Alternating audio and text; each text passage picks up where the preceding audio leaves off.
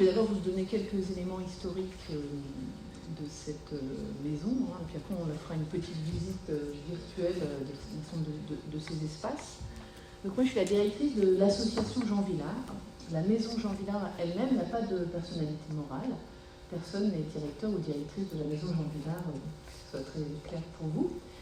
Donc cette association Jean Vilar que je dirige depuis 2007, elle a été fondée en 1971, très rapidement après la disparition de Jean Vilar, qui a été assez soudaine et inattendue. Et donc ses amis, ses proches, ses camarades du TNP et en premier lieu Paul Puot, qui était son bras droit, ont créé une association pour prendre soin de ses archives. C'est vraiment une maison d'archives et une maison de mémoire, avant même d'être une maison d'ailleurs. Donc cette association elle est créée en 1971. Paul Puot, à ce moment-là, prend aussi la succession de Jean Vilar à la tête du Festival d'Avignon. On se rappelle que Jean Vilar est mort en mai, et donc effectivement, le festival suivant, celui de 1971, c'est Paul Puot qui va le diriger, et il va diriger le festival jusqu'en 1979. Entre 1971 et 1979, l'association Jean Vilar va récupérer les archives de Jean Vilar, que ce soit ses archives personnelles, ses archives du TNP, et ses archives du festival, sachant que Jean Vilar lui-même avait une grande attention à ses archives, il les avait lui-même réunies, il avait réuni pas mal d'éléments du TNP.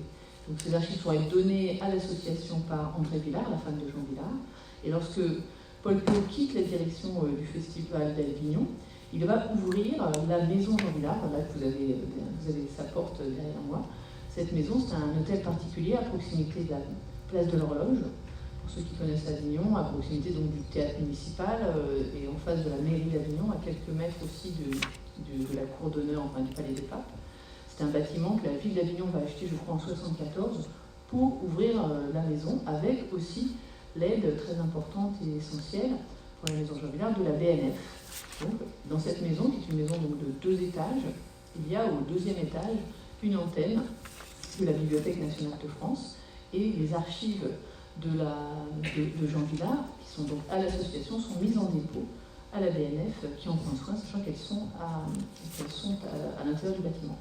Et donc la mission de cette maison, avec la conjonction des 2 opérateurs que sont l'antenne de la BNF, qui est donc une antenne du département des arts du spectacle, et l'association Jean Vilar, eh bien, c'est de prendre soin et de valoriser, de partager les archives de Jean Vilar, celles du Festival d'Avignon, sachant que la BNF continue à archiver, donc nous on ne s'occupe que de jusqu'à Jean Vilar 71, et puis après dans la maison on continue à accumuler des éléments de mémoire du Festival d'Avignon jusqu'à nos jours. Je ne sais pas si c'est clair, même pour moi c'est confus des fois, je vous avoue. Alors après, je sais pas comment on fait. Ah oui, voilà. Alors là, on rentre dans la maison. Donc je vous ai mis un certain nombre d'images.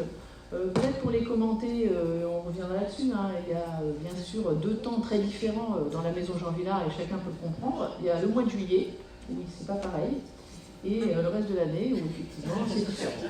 C'est comme pour voilà, donc j'ai voulu retenir quelques photographies des lieux, parce qu'on parle de maison. En fait, une maison, effectivement, c'est quelque chose de très matériel. Là, donc, effectivement, nous organisons des rencontres, des lectures. Vous voyez sur cette photo, pour ceux qui reconnaîtraient, une lecture qui a réuni la seule peut-être Thiago Rodriguez et Olivier Pi. Donc ça, on n'en est pas peu fiers.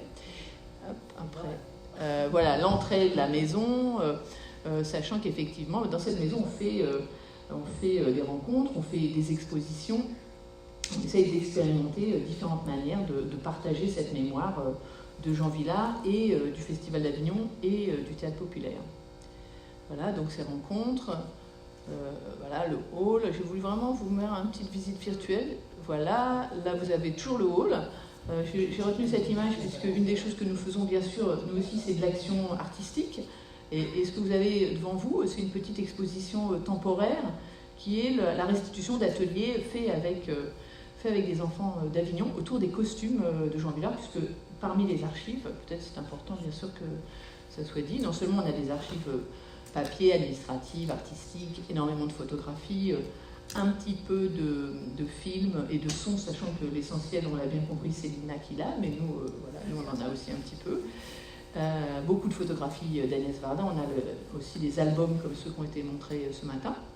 Mais nous avons aussi des costumes, 1500 costumes, puisque effectivement nous avons une collection de costumes tout à fait exceptionnelle, en particulier pas seulement par son nombre, parce qu'on a la totalité des distributions des différents spectacles produits par le TNP, et des dessins de costumes qu'on appelle des maquettes aussi, qui sont aussi, d'ailleurs même des maquettes d'Oriflamme, ce que vous voyez d'ailleurs à droite, ce sont des enfants qui ont travaillé sur des projets d'Oriflamme qui sont dans les archives.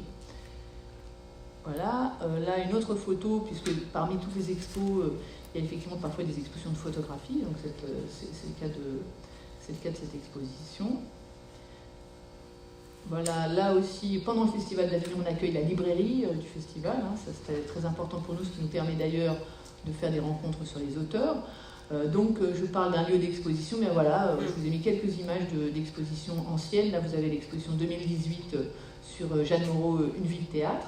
Donc Jeanne Moreau, vous vous souvenez, était dans la troupe de Jean Vilar dès 1947. Ça nous a permis de proposer une exposition, et toujours Gérard, avec Jeanne cette fois-ci, une exposition qui retraçait l'ensemble de sa vie théâtrale. Là c'est l'exposition que nous avons en ce moment sur les photographies de Christophe Reynaud-Delage, donc sur le Festival d'Avignon contemporain. On souhaite aussi s'ouvrir à d'autres artistes, hein, des artistes vivants. En l'occurrence, là, c'est un projet avec Macha Makeyev qui a été accueilli en 2019, hein, une exposition qui s'appelle Trouble Fête.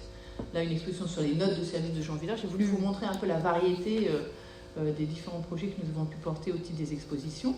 La Maison Jean Vilar, c'est aussi un lieu de diffusion de petites formes ou de rencontres. Hein. Là, c'est la salle que nous appelons le Salon de la Mouette, hein, qui est donc notre salle. Hein. On a une petite salle de 50 places. Voilà. Hop. J'appuie, mais des fois ça marche pas. Depuis 2 fois. Non. Voilà. Et derrière la maison, un jardin, un très beau jardin. Et là, j'ai choisi ces photographies puisque effectivement, il nous arrive d'y faire des lectures. Et j'espère que vous y reconnaîtrez peut-être les 2 lectures que nous avons faites cet été autour de justement Gérard Philippe. Et les lecteurs sont là. Et Maria Cazares, et avec Anne et Charlie à gauche, hein, Anne et Charlie à gauche, et Anne-Marie Philippe et Stanislas Dandé à droite. Donc 2 très belles lectures qu'on a eu la chance d'accueillir. Alors je n'ai pas résisté, je vais pas très rapidement, à vous faire quelques images bien sûr de l'exposition qui est en ce moment. Hein. Vous avez la possibilité de venir jusqu'au 30 avril. Il fait un petit peu moins froid souvent à Avignon, donc n'hésitez pas à venir. Donc c'est l'exposition Gérard Philippe, Maria Cazares infiniment. Donc je vous mets quelques photographies de cette exposition qui traverse la vie de Gérard Philippe et de Maria Cazares dans les différents espaces, et donc avec là par exemple une salle qui est consacrée au TNP. Voilà, la maison Jean Vilar, c'est aussi une maison qui a vocation à être hors de ses murs. Ça, je pense que c'est important, même dans la réflexion que pourrait avoir la maison Anne et Gérard Philippe. Une maison, ce n'est pas simplement dans la maison. Là, effectivement, un projet qui est encore visible aujourd'hui d'une exposition en plein air au Jardin des Dons, qui est le jardin qui est derrière le Palais des Papes, enfin juste au-dessus, hein, qui est d'ailleurs consacré à Jean Vilar. Cette exposition, elle est encore visible. Voilà, là, l'exposition des notes de service de Jean Vilar, vous avez vu peut-être rapidement dans les diapos précédentes. C'est une exposition qui se diffuse, hein, qui a tourné. Là, elle est à 2 photos, une photo à Villeurbanne et une autre à la Criée, donc de la même exposition. Et enfin, un autre mode de présence, si on j'ose dire, tout ce qui peut être sur les formats numériques. Et en l'occurrence, là, vous avez une petite photographie du site internet. Vous voyez un peu notre programmation. C'est pour vous montrer un peu que, bien sûr, comme vous le savez, le numérique, malheureusement peut-être, est dans nos vies. Donc, il nous permet en tout cas d'atteindre les publics.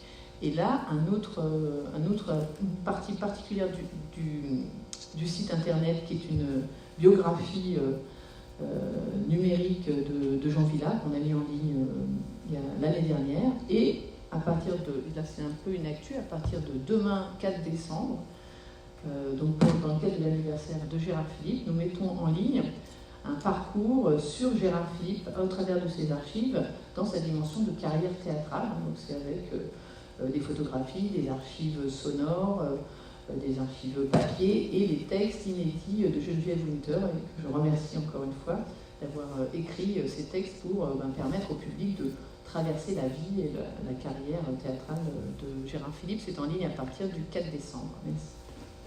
Merci beaucoup.